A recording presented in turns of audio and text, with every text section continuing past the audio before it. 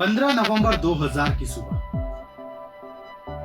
दक्षिणी बिहार का वो हिस्सा जो लगातार लंबे समय से अलग राज्य की मांग कर रहा था, उन्हें दे दिया जाता है और भारत के मानचित्र पर झारखंड राज्य का उदय होता है।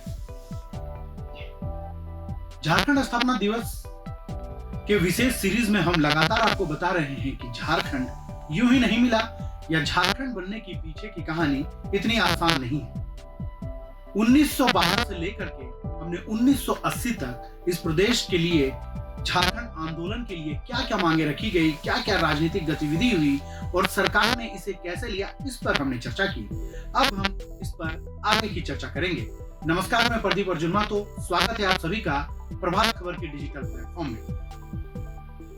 तो साथियों, हमने 1980 तक चर्चा की थी और 1980 के बाद क्या कुछ हुआ जिसके बाद झारखंड वासियों को झारखंड मिला, इस पर विस्तार से चर्चा करने के लिए हमारे साथ मौजूद हैं अनुज कुमार सिन्हा सर। सर, आपका प्रभात खबर के डिजिटल प्लेटफॉर्म में बहुत बहुत स्वागत है। जोहार सर। जोहार सर। 1980 तक आपने हमें एक एक बारीकी से सब कुछ बता दिया सर, कैसे जयपाल सिंह मुंडा जी आगे 1912 से क्या हुआ, ढाका के जो थे उन्होंने कैसे संत कोलंबस खुले में 1980 तक हम चर्चा कर चुके थे सर। 1980 के बाद सर हमने झारखंड के इतिहास में पढ़ा है कि झारखंड आंदोलन की मांग काफी तेज हो गई। कई मारक दस्ते बने, कई स्टूडेंट यूनियन बने और कई और बड़े नेता उभरे संयुक्त बिहार के टाइम में सर। तो सर 1980 के बाद क्या कुछ हुआ सर, परत दर परत आप हमें जरूर बताएं। हम लोग चर्चा किए थे 1980 में इन किए थे जी, इन किए थे क्योंकि 80 को जैसे ही आप बात करेंगे तो 1980 के ठीक पहले 1978 से ही झारखंड आंदोलन कोल्हान में बहुत तेज हो गया था।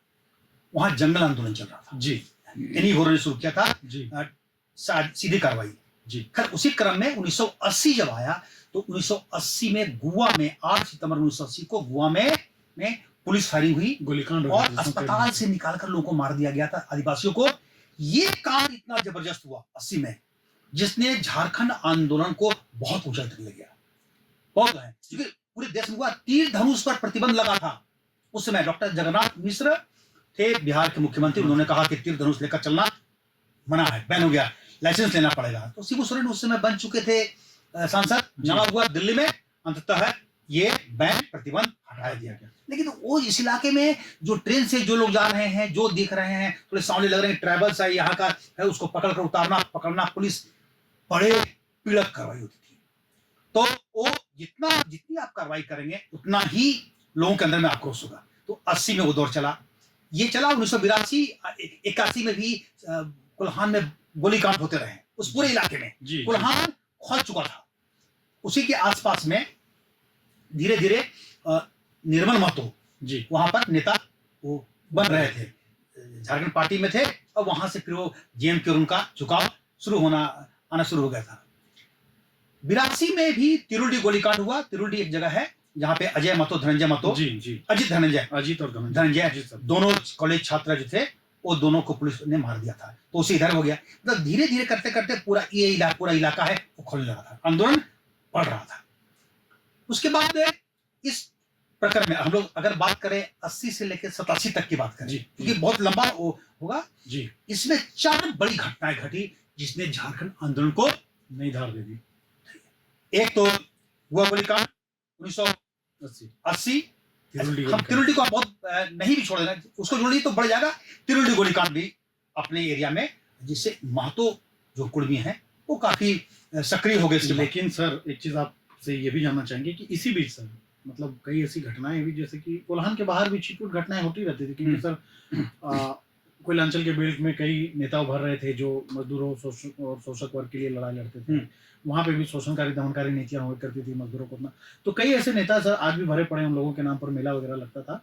तो ये आंदोलन कोल्हान से बाहर निकल चुका था, मतलब इस दक्षिणी बिहार के पूरे हिस्से में सर लगातार चल रहा था। नहीं, उसी को बता देते हैं, समझ जाएंगे जी सर कि अलग अलग तरीके से मूवमेंट हुआ है।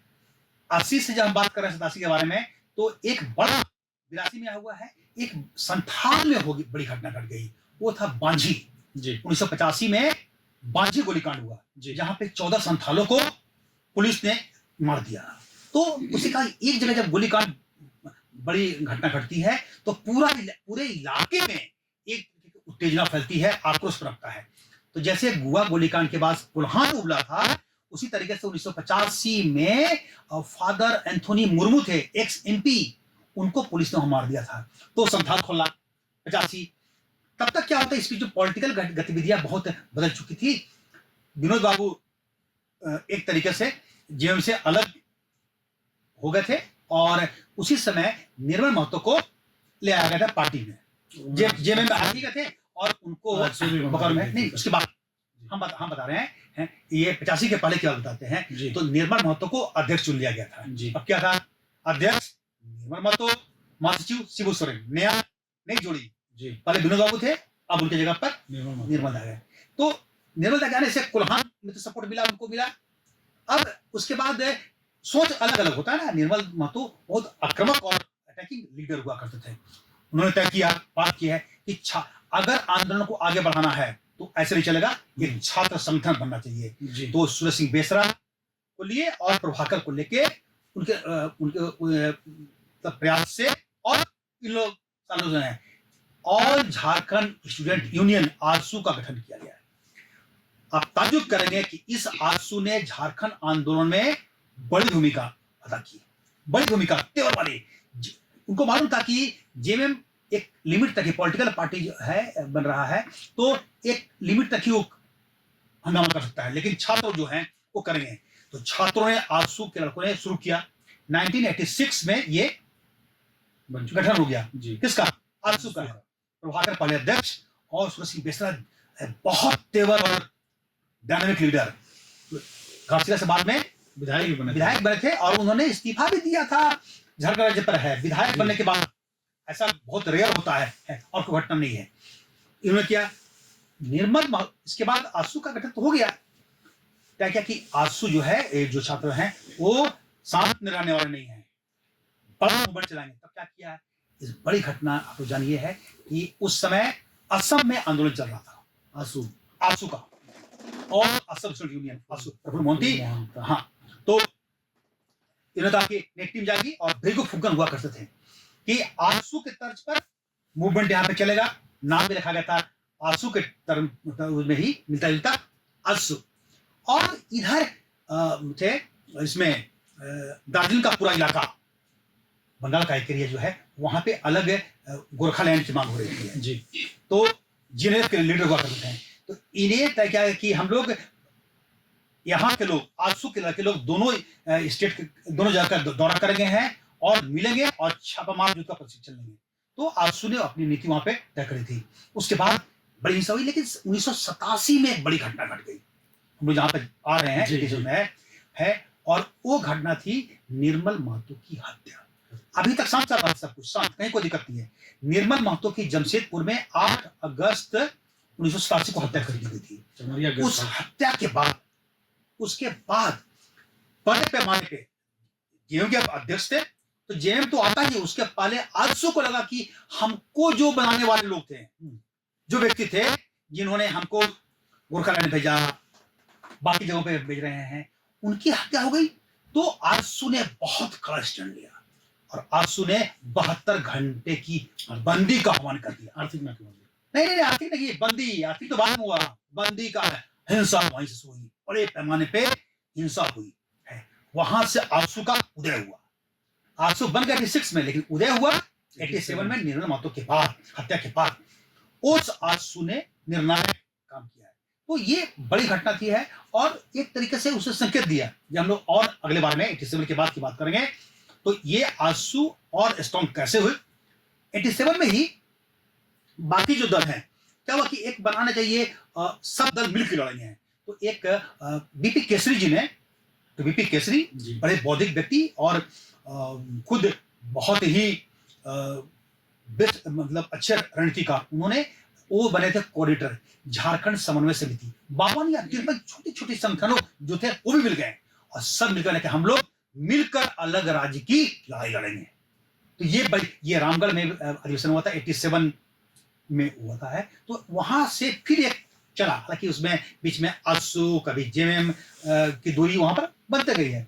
तो 87 तक में यही कह सकते हैं कि आरसू झारखंड आंदोलन का हिंसा का जो दौर था, स्टार्ट जो हुआ हिंसा, जिसके डर से केंद्र सरकार ने भारतीय होकर बातचीत करने के लिए बुलाया था। वो आंसू की ताकत थी और आंसू ने अपनी पहली ताकत दिखाई थी निर्मल दा की हत्या के बाद। अगस्त में हत्या हुई और बंदी तो एक बार तो तुरंत बंदी हो गई है, लेकिन सितंबर के आसपास कहीं पर वो बंदी थी, 72 घंटे की बंदी थी, उतना नहीं है। ये घटना थी झारखंड आंदोलन के इतिहास में वो दौर बड़ा महत्वपूर्ण हो जाता है 80 से 87 तक का। उसके बाद 87 के बाद जब आप अगली कड़ी में आप आएंगे तो वार्ता का दौर शुरू होता है, फिर दौर शुरू होता है आर्थिक नाकेबंदी का दौर शुरू होता है। उस पर हम लोग चर्चा बाद में करेंगे। तो आपने सुना अनुज सर ने कैसे 1980 से 1987 के बीच इस झारखंड राज्य की मांग के लिए जो लड़ाइयां लड़ी गई, देखिए कितने नाटकीय परिवर्तन हुए। हम नाटकीय नहीं कह सकते हैं, कई घटनाएं ऐसी घटी कि जेएमएम बनता है, फिर विनोद बिहारी महतो शिबू सोरेन से अलग हो जाते हैं, फिर झारखंड पार्टी से वहां निर्मल महतो आते हैं और निर्मल महतो फिर आजसू का गठन करते हैं और फिर उनकी भी हत्या हो जाती है। और उसके बाद आजसू का जो युवा दस्ता होता है वो इतनी बड़ी बंदी बुलाते हैं कि उसका असर आने वाले दिनों के आंदोलन में दिखाई देता है। तो साथियों, इसके बाद की कड़ी में हम बात करेंगे 1987 के बाद का वो दौर जिसमें झारखंड को बनाने के लिए जो लड़ाइयां लड़ी गई, जो बातचीत का दौर चला और उसके बाद 2000 में हमें झारखंड राज्य के रूप में मिला। तो साथियों, ये वीडियो आपको कैसा लगा हमें जरूर बताएं और अगर आपको हमारा कंटेंट पसंद आया तो लाइक, शेयर और सब्सक्राइब जरूर करें। तब तक के लिए हमें दीजिए इजाजत। जय हिंद, जोहार। जोहार। ठीक है। प्रभातखबर.com, विश्वास वही, रफ्तार नहीं।